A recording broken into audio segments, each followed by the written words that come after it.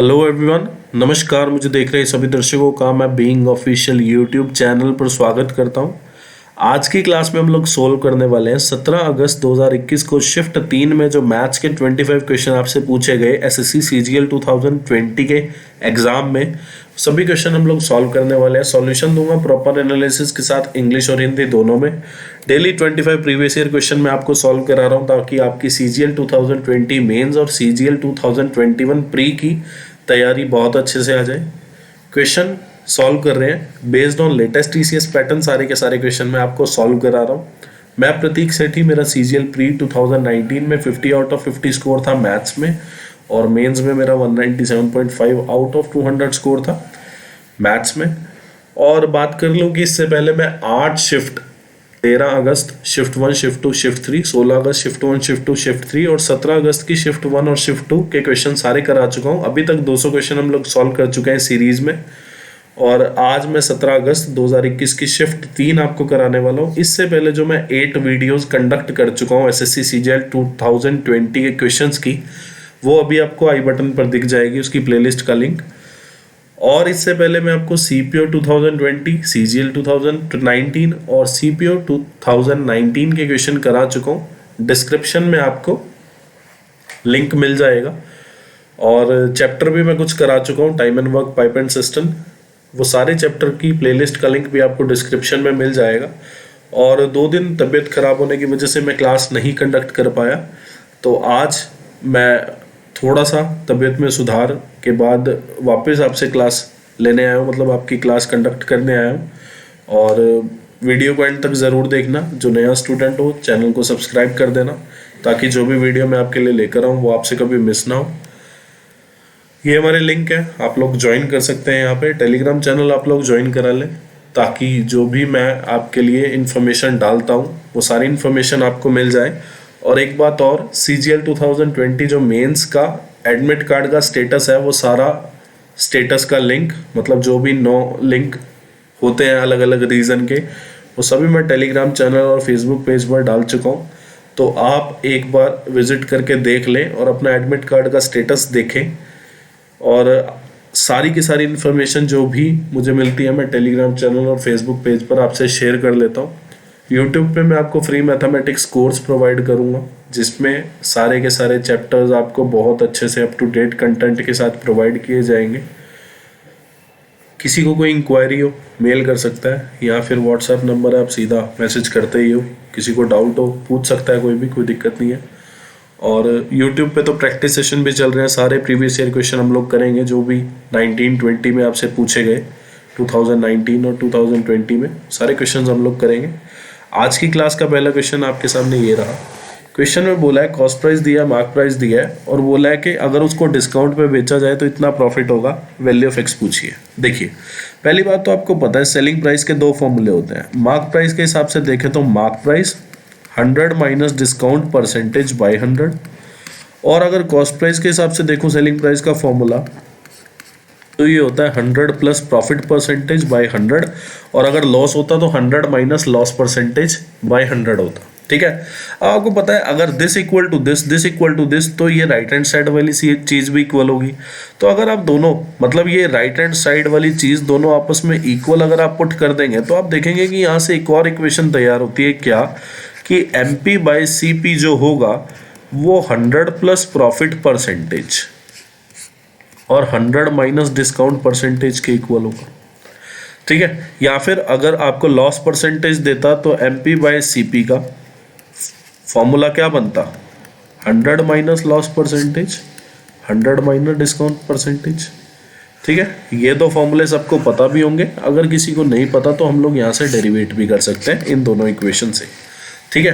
तो अब question solve करना बहुत आसान है आपके लिए। आपको पता है MP आपको कितना दिया है, मार्क प्राइस बोला है 900, कॉस्ट प्राइस बोला है 720, प्रॉफिट कितना है 5x बाई 3, डिस्काउंट कितना है x।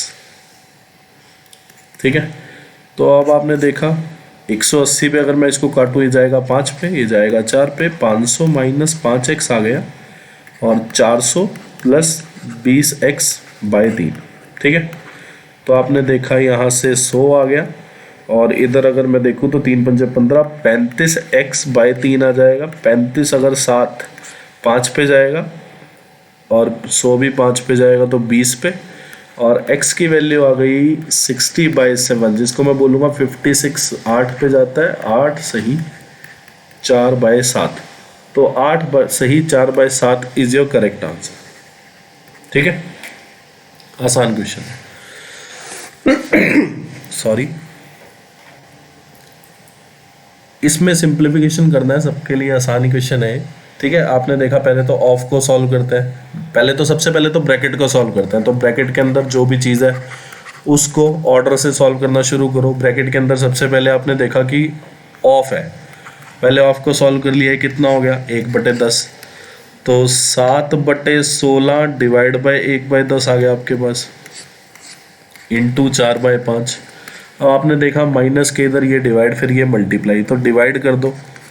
तो आपने पता है आपको कि डिवाइड को अगर मैं मल्टीप्लाई में यहाँ पे चेंज करूँ तो ये जो डिनोमिनेटर में है ये न्यूमिनेटर में चला जाएगा, और ये जो न्यूमिनेटर में है डिनोमिनेटर में आ जाएगा।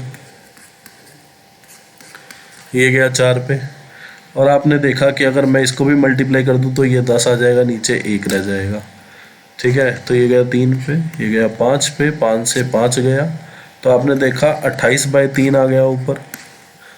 और अगर मैं यहाँ पे देखूँ तो ये आ गया 5/12 plus 3/4।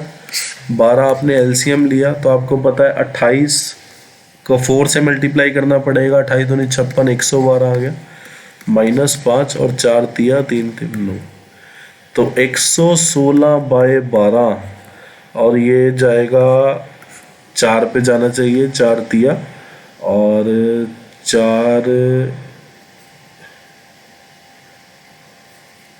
25 29/3 is the correct answer. Let me check, कहीं कैलकुलेशन एरर आया है। 16 था यहाँ पे, हमने 6 गलत लिखा, 16 था यहाँ पे, तो यहाँ पे आ जाएगा, दोबारा करना पड़ेगा सारा क्वेश्चन।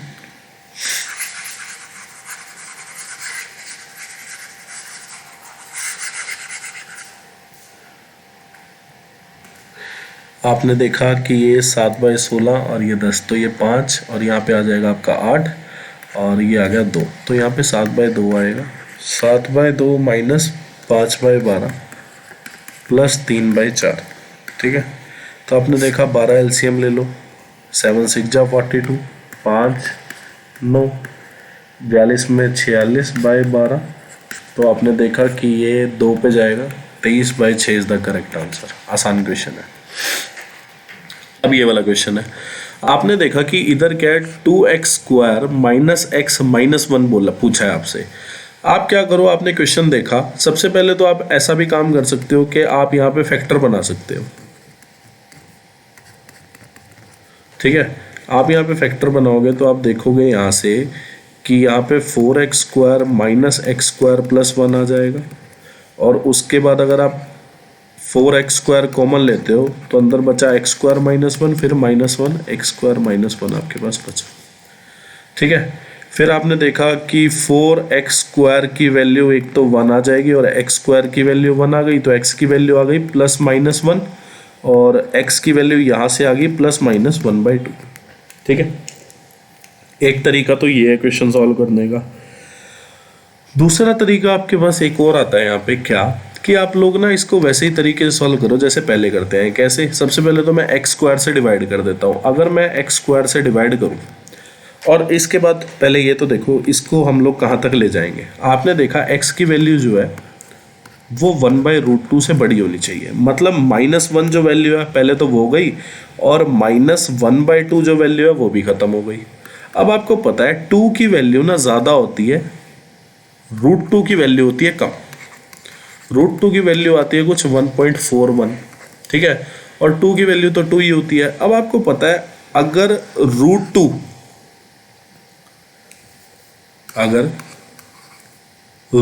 जो है छोटा है 2 से, तो 1/2 जो होगा वो छोटा हो जाएगा 1/√2 से। ठीक है, मैंने क्या किया, 2 को यहाँ ले गया, 1/√2 को यहाँ ले गया, तो आपने देखा कि 1/√2 से ना छोटा है 1/2। 1/2 की वैल्यू कुछ होएगी नियर अबाउट 0.5 और 1/√2 की वैल्यू जो आएगी वो आपके पास आ जाएगी कुछ 0.7 के आसपास। ठीक है, तो इसकी वैल्यू जो आएगी आपके पास 0.71 के आसपास आ जाएगी। तो आपको बोला है 1/√2 से तो वैल्यू बड़ी होनी चाहिए, मतलब ये दोनों ही वैल्यू कैंसिल होती है, प्लस माइनस 1/2 वैल्यू दोनों वैल्यू कैंसिल होती है, मतलब प्लस 1/2 भी कैंसिल माइनस 1/2 भी कैंसिल, क्योंकि ये दोनों वैल्यू जो है 1/√2 से छोटी है। तो वैल्यू बची कौन सी, ए की वैल्यू बची कितनी, 1। तो आपने 1 इसमें पुट किया तो आपने देखा 2 - 1 कितना आ गया, 0 आ गया। एक तरीका तो ये है, और दूसरा तरीका आप सबको पता है क्या, कि हम लोग इसमें डिवाइड कर देते हैं। पहले तो मैं इसको यहाँ पे लिखता हूँ 1, यहाँ पे लिखता हूँ 5x²। ठीक है, मैंने क्या किया, x² से दोनों साइड डिवाइड कर दिया।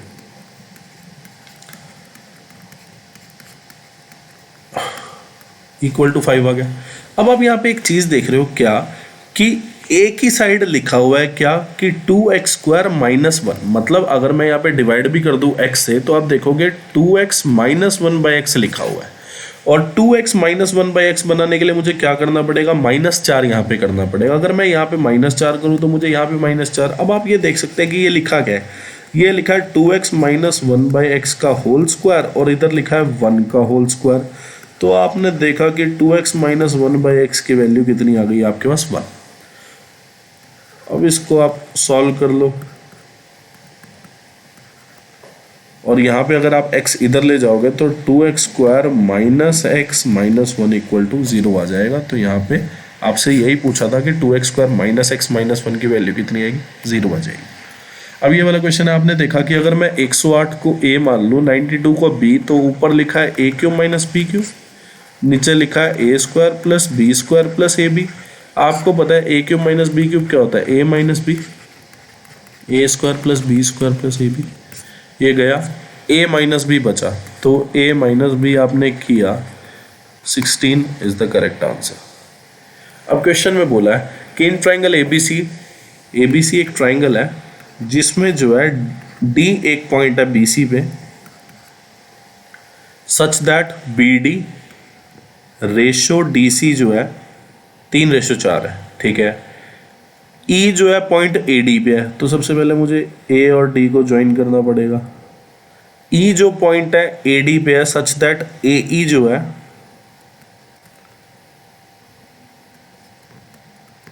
ED से 2:3 पे है। Find the ratio of ECD, मतलब पहले तो ECD बना लो।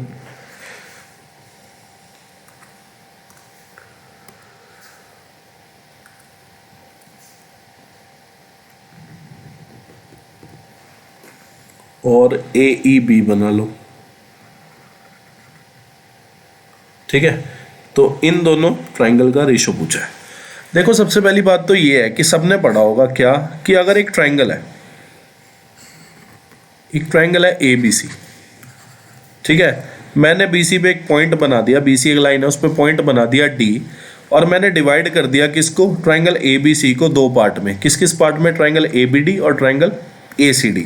तो आपको पता है कि ABD और ट्राइंगल ACD के जो एरिया का रेशो है, ठीक है, जो एरिया का रेशो है वो किस किस रेशो पे डिपेंड करेगा, BD रेशो DC पे। मतलब area of triangle ABD ratio area of triangle ACD जो है वो किसकी रेशो पे डिपेंड करेगा, BD रेशो DC पे। ठीक है, तो ये चीज़ जो है थ्योरम होती है, आप सबने पढ़ी होगी जब भी आपने ज्योमेट्री करा होगा। ठीक है, तो आपने यहाँ से देखा कि यार BD रेशो DC यहाँ पे 3:4 दिया। मैंने क्या किया, मैंने जो है ना ट्राइंगल ABC के एरिया को ना 70 मान लिया। क्यों मान लिया 70, मैंने देखा ये 3 ये 4, तो मैं क्या करता हूँ, ट्राइंगल ABD का जो एरिया है तो मैं इसको 30 मान लेता हूँ, क्योंकि BD रेशो DC में डिवाइड करना है। BD की वैल्यू 3, DC की वैल्यू 4, तो मैंने क्या किया, मान लिया कि ये 30 होगा, ये 40 हो गया, और टोटल कितना हो गया, 70 हो गया। तो एरिया ऑफ ट्राइंगल ABC को मैंने 70 मान लिया, जिससे मेरा ट्राइंगल ABD का एरिया जो है वो 30 आ गया, और ट्राइंगल ACD का जो एरिया मेरे पास कितना आ गया, 40 आ गया। अब आपने देखा कि अगर मैं ट्राइंगल ACD को देख लूँ, अगर मैं ट्राइंगल ACD को देख रहा हूँ, मैंने क्या देखा कि ट्राइंगल है ए सी डी, उस पर क्या हुआ है कि ए डी पे एक पॉइंट गिरा है ई, और ए ई रेशो ई डी जो बना रहा है वो 2:3। आपको पता है ए सी डी का एरिया कितना, ए सी डी का एरिया है 40 और डिवाइड कर दो 2:3 में। तो आपको अगर पता करना है ट्रायंगल ए ई सी और ट्रायंगल सी ई डी का एरिया का रेशो, तो आपको यहाँ से पता चल जाएगा कि 2:3 में ये डिवाइड हो जाएगा, ए ई रेशो ई डी में डिवाइड होगा। तो आपने देखा टोटल एरिया अगर 40 है तो 2 और 3 टोटल कितना हो गया 5, 5 की वैल्यू 40, 1 की वैल्यू 8, तो 2 की वैल्यू कितनी आ जाएगी आपके पास 16, 3 की वैल्यू कितनी आएगी आपके पास 24। तो आपने देखा कि सी ई डी का जो एरिया आ गया वो कितना आ गया आपके पास 24। ऐसे ही आप लोग ए ई बी का निकाल लेंगे। आपने देखा कि ए बी डी जो ट्राइंगल है उसका एरिया है 30, 30 को 2:3 में डिवाइड कर दो। आपने देखा 5 की वैल्यू 30, तो 1 की वैल्यू 6, 2 की वैल्यू 12 और 2 की वैल्यू जो आएगी, मतलब ट्राइंगल ए बी ई का आपके पास एरिया आ गया कितना 12। तो ई सी डी का एरिया आया 24, ए ई बी का एरिया आया 12, तो एरिया है किस रेशो में 2:1 में। आसान क्वेश्चन है, इसमें कोई बड़ा लॉजिक नहीं है, ठीक है। अब ये वाला सेम क्वेश्चन हम लोग कर चुके हैं, पर हमसे पूछा था उस वाली शिफ्ट में, मतलब एक शिफ्ट पता नहीं 2 शिफ्ट पहले क्वेश्चन आया था, उसमें हमसे पूछा था क्या कि ये वाला एंगल बताओ। अब की बार पूछा है कि ये वाला एंगल बताओ, ठीक है। कर लेते हैं। आपको बोला है क्या, पॉइंट ए बी जो है सर्कल पे है, सेंटर है ओ, पी ए एम और पी बी एन टेंजेंट है, जो पॉइंट पी से ड्रॉ किए गए हैं जो कि सर्कल के आउटसाइड है, और ए और बी को टच कर रहे हैं, मतलब ए और बी से टच होते हुए जा रहे हैं, मतलब सर्कल से टच होते जा रहे हैं। और सर्कल के किस पॉइंट पे टच हो रहे हैं, ए और बी पे। पॉइंट क्यू जो है is on the major arc of A B. Major arc कौन सी, आपको पता है कि ए और बी ऐसे भी मिलते हैं और ऐसे भी। ज़्यादा लेंथ कौन सी है, ये वाली लेंथ है, तो इसको मेजर आर्क बोलेंगे। और ये ए बी की लेंथ जो है ये कम है, मतलब सर्कमफ्रेंस ये वाला साइड जो है ये कम है, लेफ्ट हैंड साइड वाला, तो इसको माइनर आर्क बोलेंगे। आपको बोला है क्यू ए एम का जो एंगल आएगा वो कितना आ जाएगा। आपने देखा क्यू ए एम एंगल जो है 58 डिग्री हो गया, और क्यू बी एन जो एंगल है वो कितना हो गया 50 डिग्री हो गया। अब आपसे पूछा गया है, आपसे पूछा ये वाला एंगल बताओ। सबसे पहले तो आप लोग क्या करो, ए बी को ज्वाइन कर दो। आपने ए बी को जब ज्वाइन किया तो आपको पता है कि ये 50 तो ये भी 50 हो जाएगा, ये 58 ये भी 58। ये मैंने आपको पिछली क्लास में बता भी दिया था, या फिर दोबारा देख लो कि अगर एक सर्कल से मैं टेंजेंट ड्रॉ करता हूँ, ये सर्कल नहीं वैसे कुछ और बनाए, मेरी ड्राइंग इसी टाइप की है, ठीक है। और यहाँ पे अगर एक ट्रायंगल ड्रॉ होती है, ठीक है, तो ये वाला जो एंगल होगा ना, ये वाला जो एंगल होगा वो इस एंगल के इक्वल होगा, और ये वाला जो एंगल होगा वो इस एंगल के इक्वल होगा। इस हिसाब से अगर ये 50 तो ये छोड़ के ये भी 50, ये 58 तो ये छोड़ के ये 58, ठीक है। अगर ये 50 ये 58 तो ये कितना बचेगा आपके पास 72 डिग्री, क्योंकि sum of all angle of triangle is 180 degree. अब आप क्या करो, अब आप सेंटर पे एंगल बना दो कोड ए बी से। आपको पता है जो कोड सर्कमफ्रेंस के किसी पॉइंट पे एंगल बनाती है उसका 2 गुना एंगल बनाती है किस पे, सेंटर पे। अगर सर्कमफ्रेंस के किसी पॉइंट पे एक कोड जिसका नाम है ए बी वो पॉइंट पे 72 बना रही है, तो सेंटर पे कितना बना देगी, 72 का 2 गुना कितना हो गया 144 डिग्री। अब आपको पता है टेंजेंट जो है सेंटर के साथ 90 डिग्री एंगल बनाता है, टेंजेंट जो है सेंटर के साथ 90 डिग्री एंगल बनाता है, या फिर ऐसा बोल दो टेंजेंट जो है रेडियस के साथ 90 डिग्री एंगल बनाता है। तो आपको पता है O A B radius, O B भी रेडियस। अगर ये 90 और sum of all angle of quadrilateral, quadrilateral मतलब 4 वर्टिसेस हो जिसके, तो आपने देखा 2 वर्टिसेस तो 90 डिग्री एंगल बना रहे, बाकी 2 जो बचे हैं उनका सम कितना होगा 180 डिग्री। तो angle A P B 144 equal to 180 degree, क्योंकि ये दोनों तो 90 डिग्री हो गए। और अगर मैं बात करूं O B P A quadrilateral की, क्वाड्रिलेटरल के सम ऑफ ऑल एंगल कितना होगा 360, 90 तो ये दोनों ही हो गए, मतलब 180 तो ये दोनों हो गए, तो बचे हुए दोनों एंगल का जोड़ कितना हो जाएगा 180। तो यहाँ से आपके पास ए पी बी की वैल्यू कितनी आ गई 36 डिग्री। अब ये वाला क्वेश्चन है, आपने देखा 4 को अगर मैं इधर ले जाऊं तो ये लिखा है 3/4, तो अगर मैं स्क्वायर यहाँ से हटा दूं तो ये हो गया अंडर रूट, जिसकी वैल्यू कितनी आ गई √3/2। तो आपको पता है साइन 60 पे होता है √3/2, तो 2x माइनस 10 इक्वल टू 60, तो x की वैल्यू कितनी हो गई 35 डिग्री। अब x की वैल्यू 35, तो साइन 35 माइनस 5 कितना हो गया 30 डिग्री, कोस 4 30 degree, 1 minus 2 sine square 3 into 35, 3 into 35 कितना हो जाएगा, 105 में से 15 गए कितने हो जाएगा 90, कॉस स्क्वायर 90, ये तो 0 ही आ गया, नीचे बचा 1, ऊपर कितना आ जाएगा, आपको पता है साइन 30 होता है 1/2 का पावर 4, 1/16 हो गया, और यहाँ पे √3/2 नीचे आ जाएगा 16, ऊपर आ जाएगा 9, तो 10/16, जिसकी वैल्यू आपके पास कितनी आएगी 5/8। आसान क्वेश्चन है।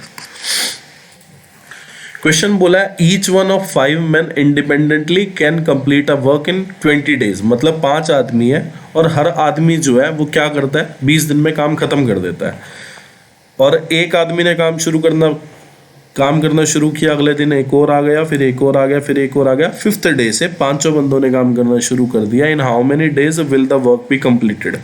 आपने देखा कि पहला आदमी भी 20 दिन में, दूसरा भी 20, तीसरा भी 20, चौथा भी 20 और पांचवा भी 20 दिन में कर रहा है, तो आपने देखा कि अगर मैं इसका एलसीएम ले लूँ तो मेरे पास टोटल वर्क आ जाएगा, जिसकी वैल्यू कितनी 20 आ गई। आपने देखा 1 डे वर्क, पहले आदमी का भी, दूसरे का भी, तीसरे का भी, चौथे का भी, हर एक का 1 डे वर्क जो आपके पास आया कितना, एक एक आया है।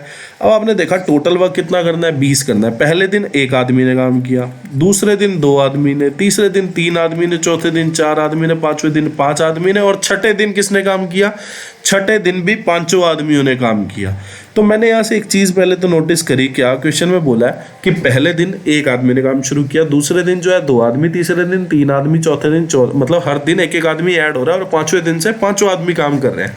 तो मैंने देखा पहले दिन एक आदमी काम कर रहा है, एक आदमी एक दिन का कितना काम कर रहा है, एक, फिर 2, एक और आदमी आ गया, कितना काम हुआ 2, फिर एक और आदमी आ गया, 3 आदमी हो गए, तो 3 आदमी एक दिन का कितना काम करेंगे 3।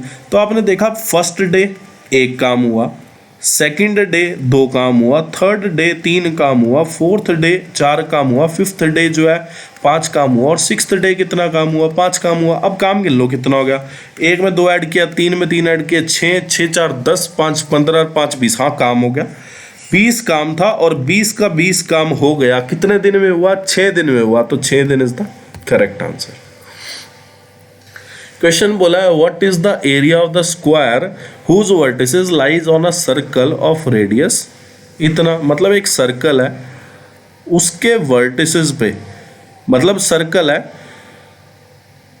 एक सर्कल है जिस पे एक स्क्वायर के चारों वर्टिसेस लाई करते हैं। तो मैं मानता हूं क्या कि स्क्वायर जो है वो कुछ इस तरह बना होगा, ठीक है, तभी तो इसके स्क्वायर के चारों वर्टिसेस सर्कल पे लाई कर रहे हैं, ठीक है। तो आपको क्या बोला गया, what is the area of the square whose vertices lie on a circle. पहले मैंने क्या किया, सर्कल ड्रॉ कर लिया, फिर मैंने 4 वर्टिसेस बनाए, उन चारों वर्टिसेस को जोड़ के, मतलब उन चारों वर्टिसेस को मिला के एक स्क्वायर बना दिया।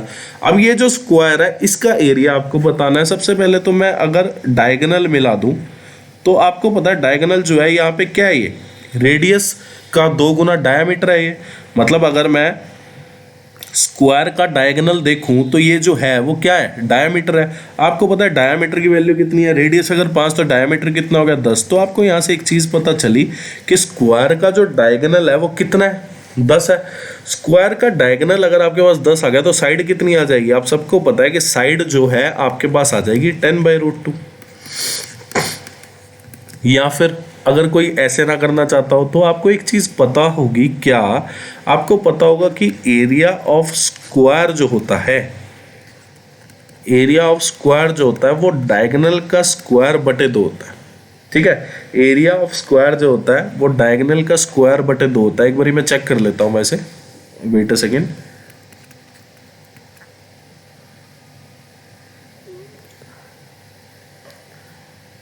मैं आपको बताता हूँ, एक सेकेंड रुको। डायमीटर जो वो √2a होगा और a की वैल्यू d/√2 हो जाएगी और इसका a का स्क्वायर, हाँ 2d² होगा।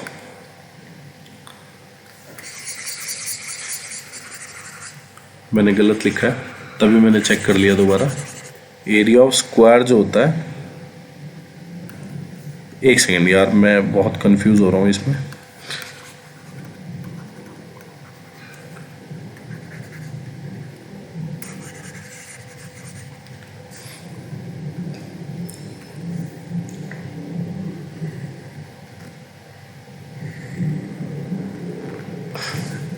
शुरू से करते हैं क्वेश्चन।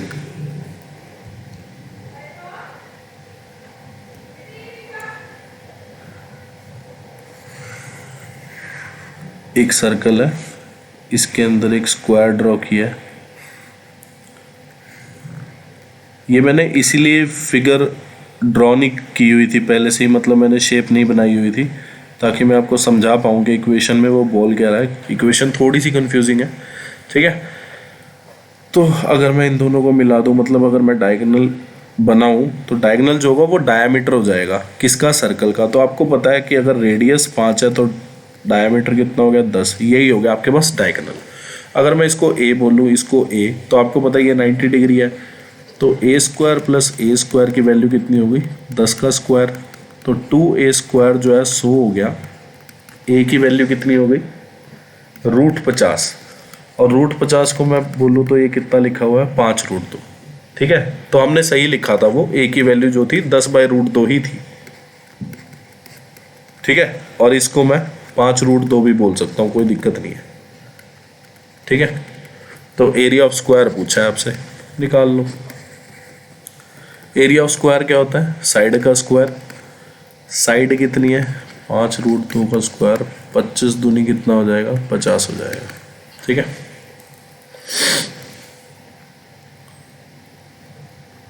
और अगर मैं डायगोनल देखूँ, डायगोनल के हिसाब से एरिया ऑफ स्क्वायर का फॉर्मूला क्या होगा, तो आपको पता है कि डायगोनल जो होता है √2a होता है, तो a की वैल्यू कितनी होएगी, d/√2, और area of square equal to a² होता है। तो अगर मैं डायगोनल के हिसाब से देखूं एरिया ऑफ स्क्वायर क्या होता है, तो होता है डायगोनल का स्क्वायर का आधा। आज थोड़ा कंफ्यूजन हो रही है बहुत ज़्यादा, ठीक है। Hope you enjoying it. sin² θ, sin² क्या होता है, 1 - cos²θ। तो आपने देखा 7 cos² θ + 5 - 5 cos² θ -6 = 0। और यहाँ पे कितना आ गया, 2 cos² θ, और इधर आ गया आपके पास 1 cos² θ की वैल्यू 1/2। तो आपने देखा कि थीटा जो है, cos θ जो है वो 1/√2 हो जाएगा, थीटा की वैल्यू 45 हो गई। या फिर आप यहाँ पे पुट करके भी चेक कर सकते थे, 30, 45 और 60, आपका आंसर आ जाता। अब इसमें आप 45 डिग्री पुट कर देना, आपकी वैल्यू आ जाएगी। क्वेश्चन में बोला है ना, सर्कल एक 10 सेंटीमीटर लॉन्ग कॉर्ड है। तो मैंने मान लिया कि ये 10 सेंटीमीटर लॉन्ग कॉर्ड है, ठीक है। तो आपने क्या किया, सेंटर से परपेंडिकुलर डाला कॉर्ड पे। तो आपको पता है सेंटर से अगर मैं कॉर्ड पे परपेंडिकुलर डालूंगा तो कॉर्ड के मिड पॉइंट पे गिरेगा। अगर ये मिड पॉइंट, तो ये भी 5, ये भी 5। बोला है कि 10 सेंटीमीटर लॉन्ग कॉर्ड जो है डिस्टेंस पे है कितना, 12 सेंटीमीटर डिस्टेंस पे है सेंटर से। तो सेंटर से कॉर्ड का डिस्टेंस कितना, 12 सेंटीमीटर। आपसे पूछा length of diameter of circle. तो आपने देखा कि अगर मैं रेडियस की बात करूं, तो अगर ये 90, ये बेस जो है आपका 5 है, परपेंडिकुलर 12 है, तो हाइपोटेन्यूज कितना हो जाएगा, 13। 5, 12, 13 का होता है ट्रिपलेट। रेडियस अगर आपके पास 13 आ गई तो डायमीटर कितना हो जाएगा, 26 हो जाएगा। ये क्वेश्चन बहुत आसान है। क्वेश्चन में बोला है ट्राइंगल ABC है, ठीक है। P और Q जो है वो मिड पॉइंट है किस पे, AB और AC पे। आपको बोला है R जो है पॉइंट है PQ पे, such that PR ratio RQ 3:5 है। आपसे लेंथ पूछिए BC की। सबसे पहले तो आपको एक बात पता होगी कि अगर P और Q मिड पॉइंट है, ठीक है, किसके, ए बी और ए सी साइड के, तो आपको एक चीज़ पता है क्या कि ट्रायंगल ए पी क्यू जो है वो तो सिमिलर हो रही है। पहली बात तो किसके, ट्रायंगल ए बी सी के, क्योंकि मैंने आपको बताया था कि अगर पी और क्यू मिड पॉइंट है साइड ए बी और ए सी के, तो पी क्यू जो है वो पैरेलल हो जाएगी बी सी के, तो ट्रायंगल ए पी क्यू जो है सिमिलर हो जाएगी ट्रायंगल ए बी सी के। उसके बाद आपको पता है कि अगर ये सिमिलर हो गई तो A P by A B जो होगा वो P Q by B C हो जाएगा। अब ए पी जो है वो आधी है किसके, ए बी के, या फिर ऐसा बोल सकते हैं क्या कि ए बी जो है वो दो गुनी है किसके, ए पी के, क्योंकि पी जो है मिड पॉइंट है। अब आपने देखा कि पी क्यू जो होगा वो आधा बी सी हो जाएगा। अगर मैं ए बी की value double of A P लिखूँ तो ए पी से ए पी गया तो पी क्यू जो होगा वो कितना हो जाएगा, हाफ ऑफ बी सी।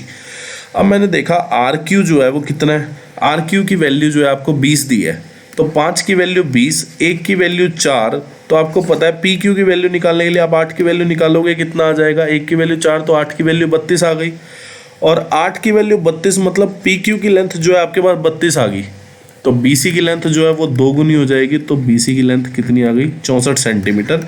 और ये चीज़ वैसे याद रखने की भी है क्या कि अगर एक ट्रायंगल ए बी सी दी है और ए बी और ए सी पे मिड पॉइंट बनाया हुआ है पी और क्यू, और अगर पी क्यू को ज्वाइन कर दूं मैं तो पी क्यू जो होगी वो हाफ होती है किसके, बी सी के।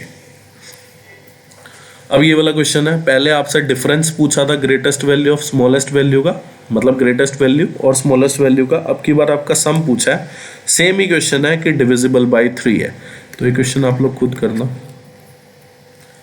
अब ये वाला क्वेश्चन पिछले वाले जो वीडियो था उसका पहला ही क्वेश्चन है, ठीक है, इक्वेशंस जस्ट चेंज है।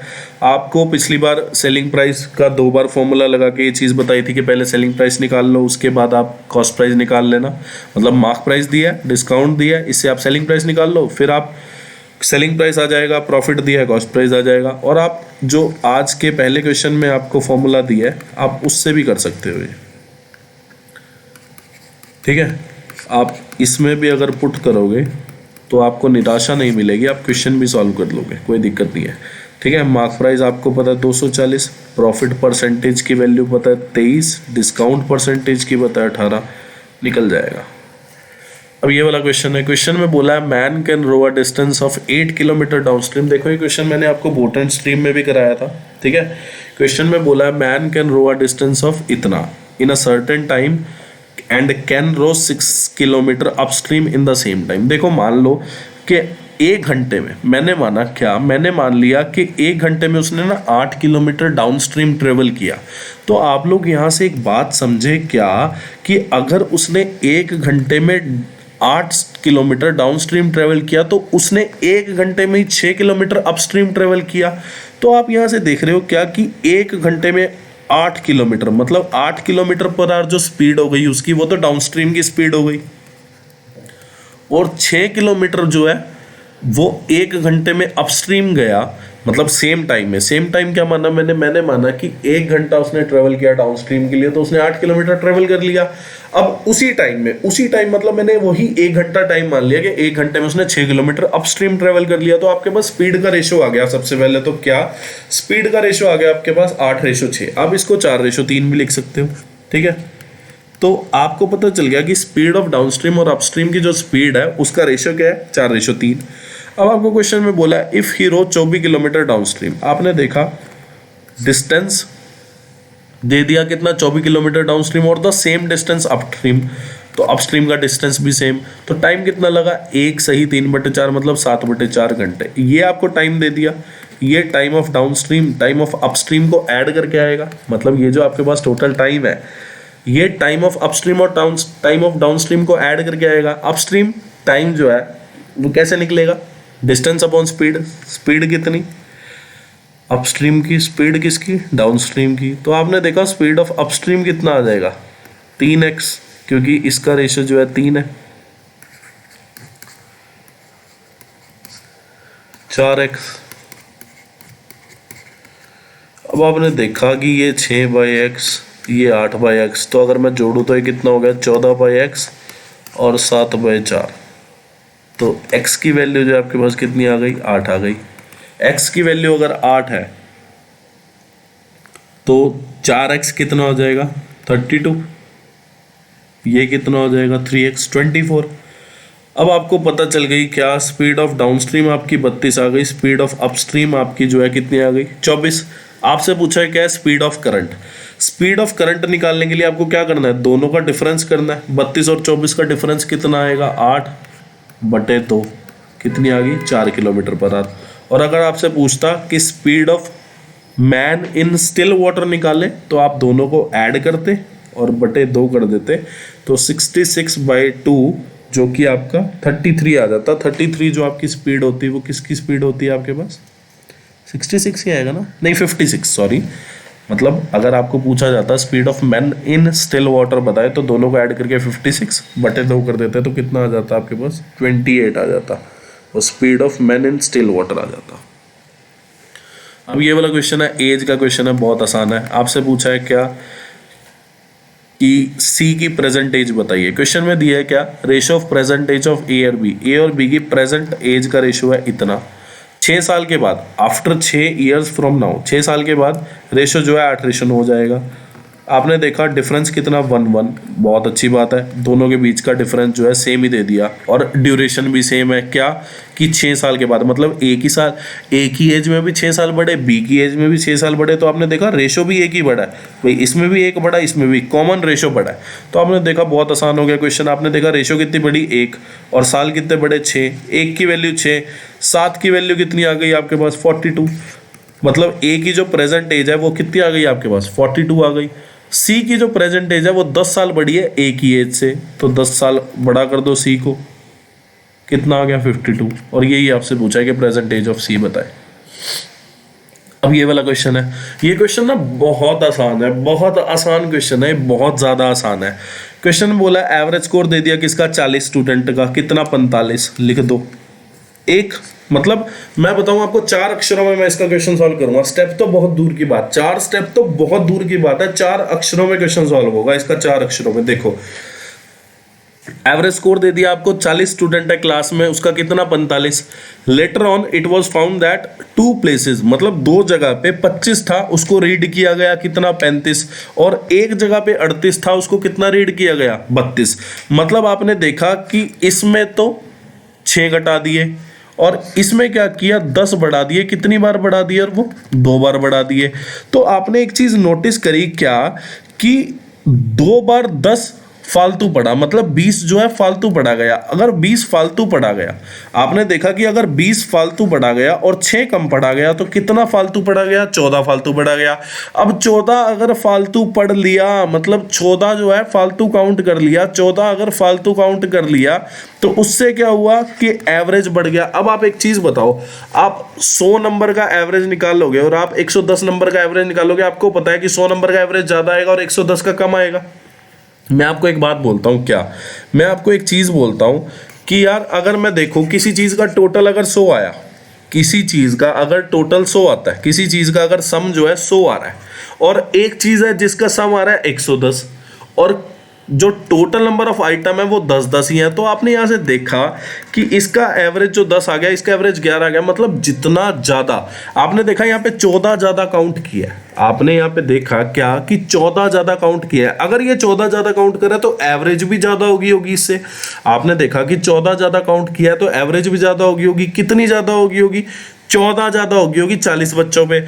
आपने देखा कि ये जो है ज्यादा काउंट किया, कितना ज्यादा काउंट हो गया, आपने देखा 14 ज्यादा काउंट हुआ है और वो 40 बच्चों में बांटा। तो आपने देखा कि ये जो 14 फालतू काउंट हुआ, इसको मैं 40 बंदों पे अगर एवरेज निकालूं तो इसका एवरेज आ कितना जाएगा, आपने देखा 0.35 इसका एवरेज आएगा। मतलब ये जो 14 40 बच्चों में बांटा गया था, ये किस एवरेज में बांटा गया था। आपने देखा कि 14 का अगर मैं 40 पे एवरेज देखूं तो 0.35 आया, मतलब हर बच्चे में 0.35 ज्यादा दिया गया है। तो आपको पता चल गया कि ये जो है ये थी एक्चुअल एवरेज, मतलब एवरेज स्कोर जो था ये था मिसरीड करने की वजह से, जो कि 20 फालतू पढ़ा था और 6 कम पढ़ा था, जो कि 14 फालतू पढ़ लिया था।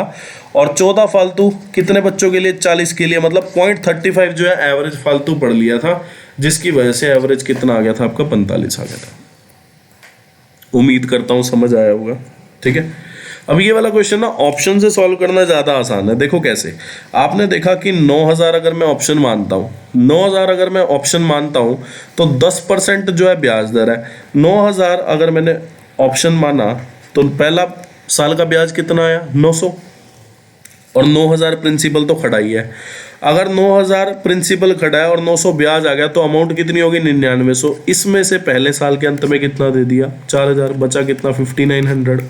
अब 5,900 बचा, 5,900 बचा है आपके पास, तो आपको ब्याज कितना देना है इसका, 590। आपने जोड़ा, आपकी वैल्यू कितनी आ गई, 90,46490 आ गया। पर आपने सेटल कितने में किया, 7700 में, मतलब ये वाला ऑप्शन गलत हो गया।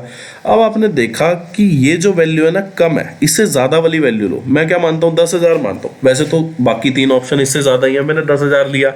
10,000 लिया तो आपने देखा कि पहले साल का ब्याज कितना आ जाएगा, प्रिंसिपल पे ब्याज कितना, आपने देखा ब्याज का दर कितना है, 10%, मतलब 1,000 ब्याज। अब प्रिंसिपल इतना, ब्याज इतना, अमाउंट कितनी होगी, 11,000।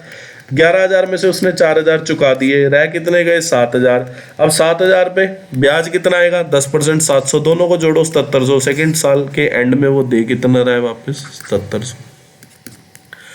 ये वाला ऑप्शन करेक्ट हो गया। पर किसी को अगर ऑप्शन से ना करना हो वो कैसे करेगा, वो बिल्कुल उल्टा चला जाएगा इसका। बजाय कि आप लेट करो किसी चीज को, बजाय कि आप लेट करो किसी चीज को कि हाँ हम लेट कर लेते हैं प्रिंसिपल की वैल्यू x, और फिर मैं x इंटू 110/100 माइनस 4,000 करूं और फिर उसको 7,700 x मान के करोगे, क्वेश्चन थोड़ा मुश्किल हो जाएगा। हो तो जाएगा क्वेश्चन सॉल्व, पर क्वेश्चन मुश्किल हो जाएगा। आप ऐसे करो, कैसे, आपने देखा कि सेकेंड ईयर में उसने चुकाया कितना, उसने जो है सेकेंड ईयर में चुकाया 7,700 रुपये, ठीक है। तो आपने देखा कि 7,700 में कुछ तो प्रिंसिपल है और कुछ दूसरे साल का ब्याज है, ठीक है। कुछ प्रिंसिपल है, कुछ दूसरे साल का ब्याज है। तो आप एक चीज यहां पे नोटिस करो क्या, कि ब्याज की दर 10% है। ब्याज की दर अगर 10% है तो ये कुछ 7,000 प्लस 700 लिखा है, मतलब 7,000 जो है प्रिंसिपल है दूसरे साल के लिए और 700 जो है ब्याज है। या तो ऐसे कैलकुलेट कर लो, या फिर आप देखोगे क्या कि अमाउंट जो होता है वो क्या होता है, प्रिंसिपल 1 प्लस रेट बाई 100। तो आपने देखा अमाउंट कितनी, 7,700, और रेट कितना आपको पता है 10% है, तो 110/100 तो 100/110 आ जाएगा। आपकी यहाँ से प्रिंसिपल की वैल्यू आ गई कितनी, 7,000। अगर प्रिंसिपल आपका 7,000 आ गया तो इंटरेस्ट कितना आ गया आपका, 700 रुपये आ गया। आपने देखा प्रिंसिपल 7,000 है, ठीक है। ये कब है प्रिंसिपल, ये दूसरे साल के पहले है, मतलब दूसरे साल की शुरुआत में है ये। और इसी शुरुआत में, दूसरे साल की शुरुआत में क्या हुआ था, मतलब पहले साल का एंड और दूसरे साल का शुरुआत, बात तो एक ही होती है। तो आपने देखा कि 4,000 उस टाइम चुकाए थे, मतलब उस टाइम थे कितने पैसे, 11,000 रुपए थे। मतलब पहले साल के अंत में या दूसरे साल की शुरुआत में पैसे थे कितने, 11,000 रुपए थे। अब इसमें जो है प्रिंसिपल भी था, प्रिंसिपल फॉर सेकेंड ईयर लिख लेना यहाँ पे, ठीक है, प्रिंसिपल फॉर सेकेंड ईयर। इसमें एक्चुअल प्रिंसिपल भी था और 1 साल का ब्याज भी था और पहले साल का इंटरेस्ट भी था, इंटरेस्ट ऑफ फर्स्ट ईयर। अच्छा क्वेश्चन है, बहुत अच्छा क्वेश्चन है, पूछा जाना चाहिए ऐसा क्वेश्चन। तो आपको पता है क्या कि अगर रेट 10% है तो ये स्प्लिट कितने में हुआ होगा कि 10,000 प्रिंसिपल होगा और पहले साल का इंटरेस्ट कितना होगा, 1,000 रुपये। तो यहाँ से 10,000 आपका प्रिंसिपल आ गया, या फिर यही फॉर्मूला दोबारा लगा देना, 11,000 अमाउंट, रेट जो है 10%, आपका प्रिंसिपल दोबारा आपका 10,000 आ जाएगा। आसान क्वेश्चन है। अब देख लो आप, ऑप्शन जो है थीटा से इंडिपेंडेंट है, मतलब ऑप्शन में कहीं थीटा नहीं दे रखा, आप थीटा की कुछ भी वैल्यू मान लो। मैं कहता हूं कि 45 मानो, 45 नहीं सॉरी 15 मान लो। अगर आपने 15 माना तो ये भी 1045, ये भी 1045। अब आपको पता है 1045 होता है कितना, 1, मतलब न्यूमरेटर में आ गया √2। नीचे क्या आ जाएगा आपको पता है, साइन स्क्वायर 60 डिग्री, और यहाँ पे कितना आ गया, साइन स्क्वायर 30 डिग्री। अब आपको पता है कि ये साइन स्क्वायर 60 डिग्री है, ये साइन स्क्वायर 30 डिग्री है, और साइन स्क्वायर 30 डिग्री जो होता है वो क्या होता है, कोस स्क्वायर 60 डिग्री होता है, ठीक है। साइन स्क्वायर 30 डिग्री होता क्या है, कोस स्क्वायर 60 डिग्री होता है। तो आपको पता है कि साइन स्क्वायर 60 डिग्री और कोस स्क्वायर 60 डिग्री को अगर मैं जोड़ दूं, ये क्या लिखा है, sine square theta plus cos square theta की वैल्यू कितनी आ गई, पर सॉरी √2 जो है आपका करेक्ट आंसर हो जाएगा। आसान क्वेश्चन है। क्वेश्चन में बोला है कि एक स्पोर्ट्स गुड शॉप है, मतलब स्पोर्ट्स की एक दुकान है जिसमें 3 कलर की टेनिस बॉल है और the number of white ball जो है is 60% more than the number of red ball. आपने मान लिया कि रेड बॉल जो है 100 है या 100% है, तो व्हाइट बॉल जो है 60% ज्यादा होगी, तो कितनी होगी 160%। तो ये कितना आ गया 8:5। अब क्वेश्चन बोला है नंबर ऑफ ग्रीन बॉल्स जो है वो नंबर ऑफ व्हाइट बॉल से 12.5% कम है। आपको पता है 12.5% जो होता है वो कितना होता है 1/8। मतलब अगर व्हाइट बॉल 8 है तो जो ग्रीन बॉल है वो 1 कम है, किससे 8 से, मतलब व्हाइट बॉल से। तो आपने देखा 8 से 1 कम मतलब कितना 7 कम। तो आपने देखा white ratio red ratio green क्या है, मतलब व्हाइट बॉल रेड बॉल और ग्रीन बॉल का अनुपात जो है वो कितना है 8:5:7। टोटल नंबर ऑफ बॉल्स आपको दे रखी है कितनी 120। आपको पता है टोटल अगर मैं रेशो करूं तो कितना आ जाएगा 8 5 13 7 20। 20 की वैल्यू 120 तो 1 की वैल्यू 6 आ गई। आपसे पूछा है नंबर ऑफ ग्रीन बॉल्स बताओ, मतलब 7 की वैल्यू 42 आपने बता दिया। या फिर कोई बोले सर देखो मैं ना ये फ्रैक्शन में ज़्यादा बिलीव नहीं करता और ना मैं मान पाता ना मैं समझ पाता। तो भाई मत समझ, किसने कहा तेरे को समझ।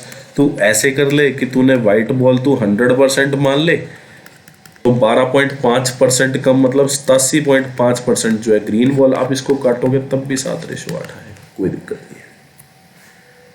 मतलब अगर कोई ये वाला फ्रैक्शन ना बना पा रहा हो तो उसको 2 तरीके दे देंगे। अब मैंने आपको बोला था क्या कि जब भी मैंने आपको CGL 19 के क्वेश्चन कराए थे जिसमें क्वेश्चन भर भर के आए थे, तो मैंने आपको बताया था कि लेफ्ट हैंड साइड में स्क्वायर वाली आइटम्स रखो, राइट हैंड साइड में, और या फिर कांस्टेंट तो आप कहीं भी रख लो, राइट हैंड साइड में भी रख लो चाहे लेफ्ट हैंड साइड में रख लो, बात एक ही है, कोई दिक्कत नहीं आने वाली इससे। ठीक है, कांस्टेंट की बात नहीं कर रहे हम बात करेंगे किसकी।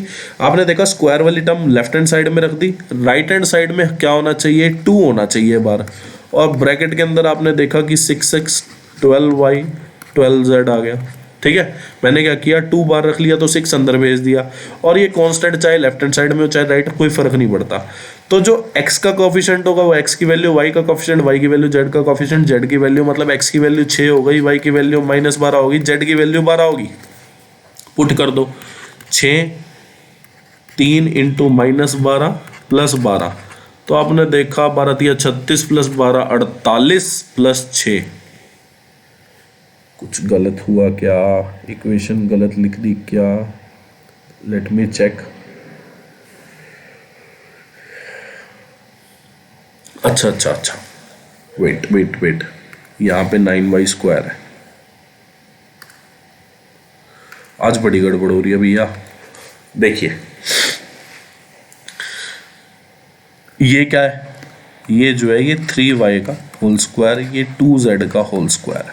ठीक है, तो आपको क्या करना है, आपको सबसे पहले बाहर 2 लिखना है, अंदर क्या बचा 6x minus 12y plus 12z। अब x की वैल्यू जो है आपने देखा कि इधर खाली x² लिखा है। ठीक है, x² लिखा है तो आपने देखा x की वैल्यू कितनी हो गई 6 हो गई। मतलब मैंने आपको बता रखा है कि अगर लेफ्ट हैंड साइड में स्क्वायर की टर्म हो, स्क्वायर भी तब जब स्क्वायर का कोफिशिएंट 1 ही होना चाहिए, x² y² z²। तो आपने देखा कोफिशिएंट यहाँ पे 1 1 1 1 है, तो जब भी यहाँ पे कोफिशिएंट 1 1 1 1 हो और राइट हैंड साइड में ब्रैकेट में मतलब बार लिखा हो 2 और ब्रैकेट में अंदर जो भी लिखा होगा, तो x के कोफिशिएंट जो भी होगा वो x की वैल्यू हो जाएगी। अब y का कोफिशिएंट जो होगा वो y की वैल्यू नहीं हो पाएगी। क्यों नहीं हो पाएगी, आपको यहाँ पे देखना है कि ये जो है आपने देखा ये 3y है, तो अगर मैं यहाँ 3y लिख दूँ तो ये 4 से मल्टीप्लाई करके 3y लिखा है, तो आप अब ऐसा बोलेंगे क्या कि 3y जो कि यहाँ पे है 3y, इसका जो कोफिशिएंट है ये -4 है, मतलब 3y का कोफिशिएंट जो है -4 है। और ऐसे ही 2z है तो यहाँ 2z बनाओ, 6 × 2z, तो 2z का कोफिशिएंट जो है वो आपको 6 दे दिया है यहाँ पे, तो 2z की वैल्यू 6 आ गई। तो x की वैल्यू 6, y की वैल्यू -4/3 और z की वैल्यू कितनी हो गई आपके पास 3 हो गई।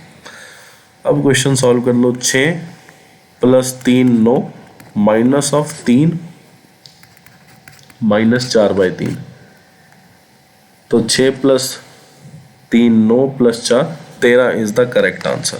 और अगर कोई स्क्वायर बनाना चाहता है, मतलब पूरा सॉल्व करना चाहता है, तो वो भी देख ले। पिछली क्लास में वैसे ऐसा क्वेश्चन हुआ था, ठीक है। तो -12x plus 24y plus -24z, मैंने सारा कुछ राइट हैंड साइड में लिख दिया, ठीक है। अब आपने देखा ये x स्क्वायर और यहाँ -12x है, तो ये जो 12x है ये 2ab है, ठीक है। तो आपने अगर x स्क्वायर को, मतलब x की वैल्यू अगर a मान ली,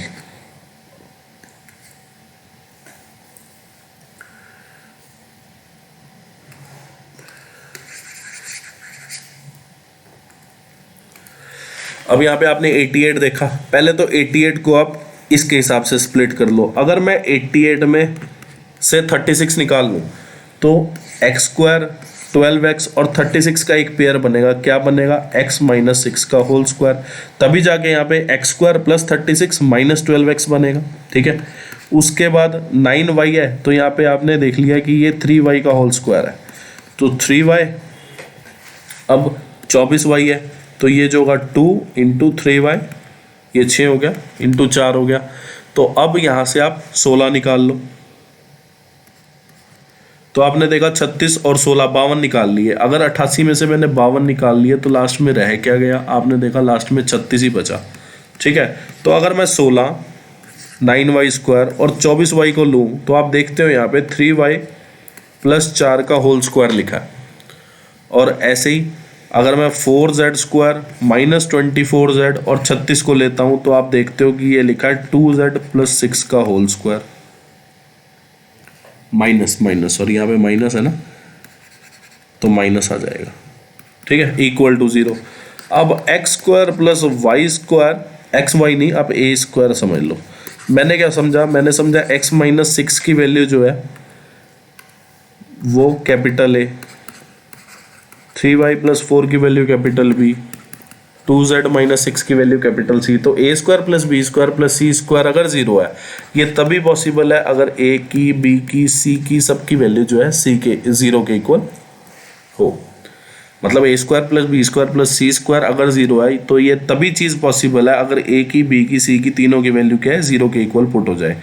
तो x minus 6 equal to 0, X की वैल्यू 6 आ जाएगी, 3y, y की वैल्यू 4 माइनस 4/3 आ जाएगी, और 2z माइनस 6 इक्वल टू 0, तो z की वैल्यू कितनी आ जाएगी, 3 आ जाएगी। तो ये थोड़ा लॉन्ग टर्म है, आप इससे कर लें, चाहे तो इससे कर लेना। क्वेश्चन में बोला है how many employees are working in the field of marketing, marketing में कितने बंदे काम कर रहे हैं, 22% काम कर रहे हैं। टोटल नंबर ऑफ बंदे कितने, 800, 176 is the correct answer. Question बोला what is the ratio of the total production of motorcycles, production का टोटल डिमांड से रेशियो बताना है। प्रोडक्शन कितनी है, आपने देखा ये जो है प्रोडक्शन है, ये जो है डिमांड है, तो प्रोडक्शन जो है राइट हैंड साइड में, लेफ्ट हैंड साइड में, और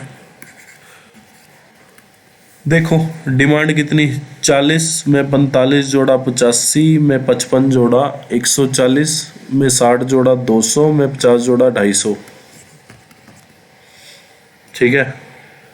और डिमांड कितनी, 40 है, अच्छा ये डिमांड ही थी।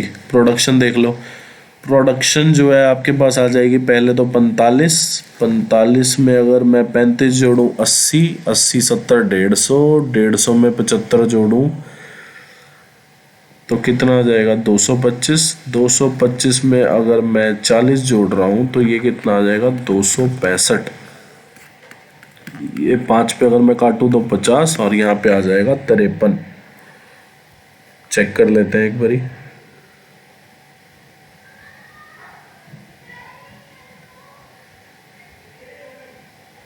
तो 53 ratio 50 is the correct answer और नॉट, सही है, ठीक है। तो सी इज द करेक्ट आंसर। अब ये वाला क्वेश्चन है, ठीक है, आप लोग खुद से कर लेना, आप ट्राई, सारे क्वेश्चन मैं करा चुका हूँ आपको, डीआई बहुत करी है हम लोगों ने, मतलब हद से ज़्यादा डीआई कर चुके हैं, ठीक है, सारे क्वेश्चन ही कराता हूँ। तो आज की वीडियो थोड़ा सा डल रही क्योंकि तबीयत ठीक नहीं थी, दिमाग नहीं चल पा रहा 2-3 दिन से, तो फिर भी मैथ्स के क्वेश्चन तो हम लोग कर ही लेते हैं, चाहे दिमाग बंद हो चाहे सोए पड़े हो, पर मैथ्स के क्वेश्चन हो जाते हैं। उम्मीद करता हूँ आप लोगों को भी सब समझ आ गया होगा। नहीं समझ आया तो कमेंट सेक्शन में मेंशन कर देना, हम अगली वीडियो में दोबारा वो क्वेश्चन करा देंगे जो आपको नहीं समझ आया होगा। पिछले ही सारे क्वेश्चन है, रिपीटेड चलते हैं, ठीक है। या फिर व्हाट्सएप पे किसी ने पूछना हुआ तो व्हाट्सएप पे पूछ लेना आप लोग, ठीक है। वीडियो को लाइक कर देना, चैनल को सब्सक्राइब कर देना, शेयर कर देना फ्रेंड रिलेटिव ने जो भी तैयारी कर रहा हो, कमेंट कर देना और फॉलो कर लेना। और मे भी कल से हम लोग दिन की 2 क्लासेस भी डालना शुरू करें, क्योंकि 28 तक निपटाना है, तो ट्राई करूँगा कल से 2 क्लासेस डालने की, ठीक है। कमेंट कर देना, फॉलो कर लेना, and thanks for watching this video. आप लोग खुश रहे, तैयारी करते रहे, थैंक यू। और जो भी मैंने आपको HW में क्वेश्चंस दिए हैं ना, वो सारे क्वेश्चंस के आप लोग आंसर जरूर करना कमेंट सेक्शन में, ठीक है।